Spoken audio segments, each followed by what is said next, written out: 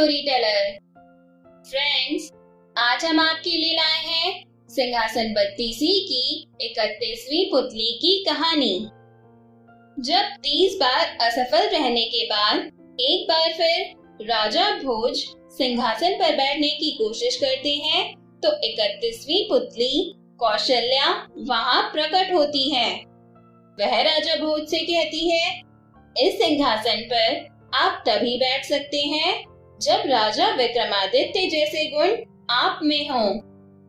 इसके साथ ही 31वीं पुतली राजा भोज को राजा विक्रमादित्य की एक कहानी सुनाती है, जो हम सुनेंगे आज के अपने इस वीडियो में।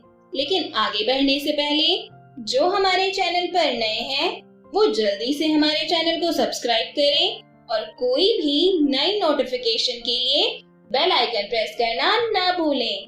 इसके साथ ही अगर आपको हमारा ये वीडियो पसंद आए तो इसे लाइक और शेयर जरूर से जरूर करें।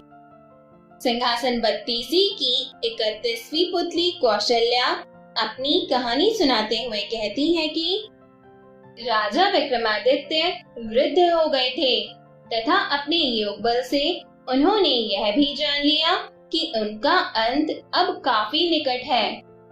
वे राजकाज और धर्म कार्य दोनों में अपने को लगाए रखते थे। उन्होंने वन में भी साधना के लिए एक आवास बना रखा था। एक दिन उसी आवास में एक रात उन्हें अलौकिक प्रकाश कहीं दूर से आता मालूम पड़ा।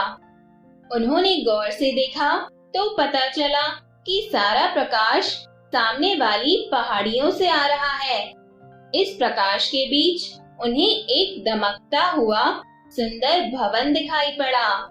उनके मन में भवन देखने की जिज्ञासा हुई और उन्होंने माँ काली द्वारा प्रदान किए हुए दोनों बेतालों का स्मरण किया। उनके आदेश पर बेताल उन्हें पहाड़ी पर ले आए और उनसे बोले कि वे इसके आगे नहीं जा सकते। जब राजा विक्रमादित्य ने इसका कारण पूछा तो उन्होंने बताया कि उस भवन की चारों ओर एक योगी ने तंत्र का घेरा डाल रखा है तथा उस भवन में उसका निवास है। उन घेरों के भीतर वही प्रवेश कर सकता है जिसका पुण्य उस योगी से अधिक हो। विक्रम ने सच जानकर भवन की ओर कदम बढ़ा दिया। वे देखना चाहते थे कि उनका पुण्य उस योगी से अधिक है अथवा नहीं। चलते चलते वे भवन के प्रवेश द्वार तक आ गए। एकाएक कहीं से चलकर एक अग्निपिंड आया और उनके पास स्थिर हो गया।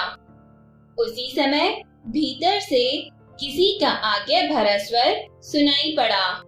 वह अग्निपिंड सरक कर पीछे चला गया और प्रवेश द्वार साफ हो गया।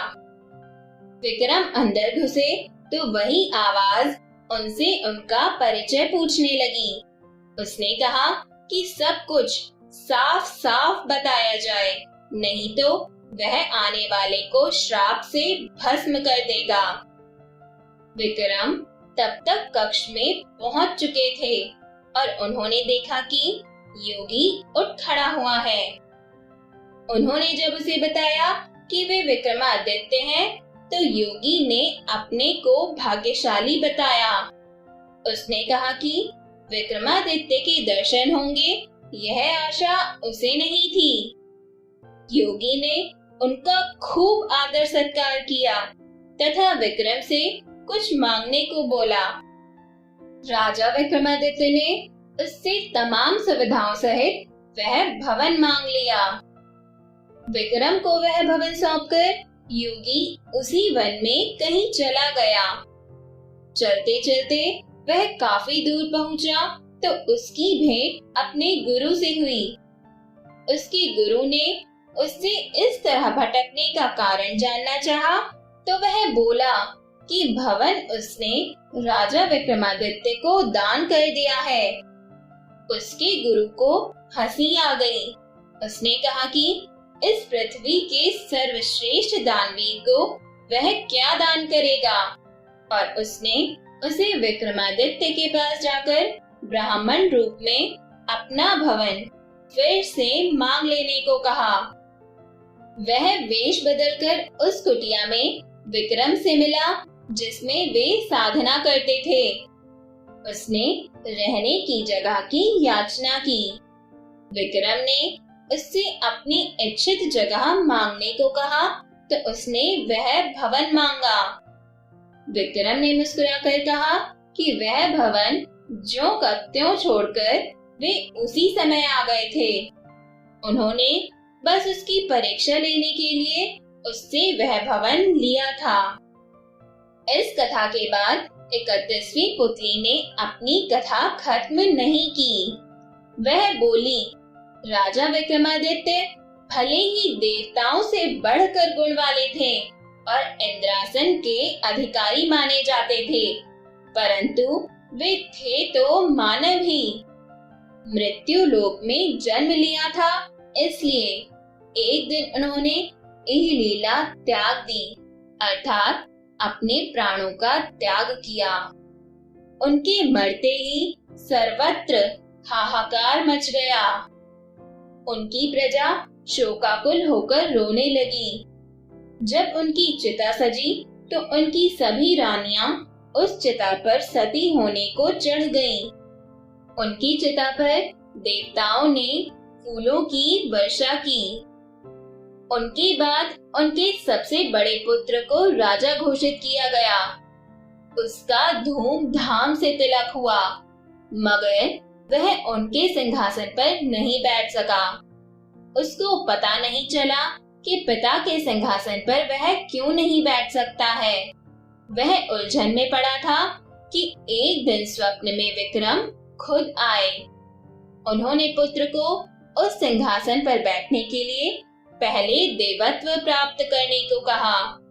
उन्होंने उसे कहा कि जिस दिन वह अपने पुण्य प्रताप तथा यश से उस सिंहासन पर बैठने लायक होगा तो वे खुद उसे स्वप्न में आकर बता देंगे। मगर विक्रम उसके सपने में नहीं आए तो उसे नहीं सूझा कि सिंहासन का किया क्या जाए। पंडितों और विद्वानों के परामर्श पर वह एक दिन पिता का स्मरण करके सोया तो विक्रम सपने में आए। सपने में उन्होंने उससे उस सिंहासन को जमीन में गड़वा देने के लिए कहा तथा उसे उज्जैन छोड़कर अम्बावती में अपनी नई राजधानी बनाने की सलाह दी। उन्होंने कहा कि जब भी पृथ्वी पर सर्वगुण संपन्न कोई राजा कालांतर में पैदा होगा, यह सिंहासन खुद ब खुद उसके अधिकार में चला जाएगा। पिता के स्वप्न वाले आदेश को मानकर उसने सुबह में मजदूरों को बुलवाकर एक खूब गहरा गड्ढा खुदवाया तथा उस सिंहासन को उसमें दबवा दिया और वह खुद अम्बावती को नई राजधानी बनवाकर शासन करने लगा।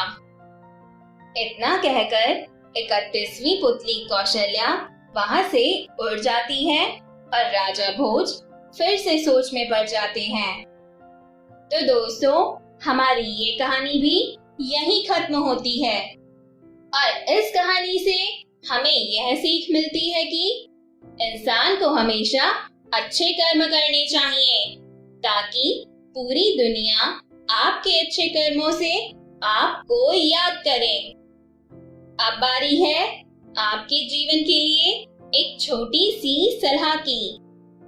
इस दुनिया के दो सबसे शक्तिशाली योद्धा धैर्य और समय हैं।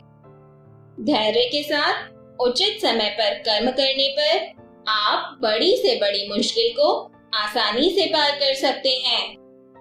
तो फ्रेंड्स, मेरी इस छोटी सी एडवाइस को ध्यान में रखिए और मेरे साथ मिलकर एंजॉय करते रहिए मेरी इंटरेस्टिंग ऑडियो टेल्स। हम सब फिर मिलेंगे नेक्स्ट वीडियो में सिंहासन 32 की 32वीं पुतली की कहानी के साथ। Till then, take care and bye bye friends।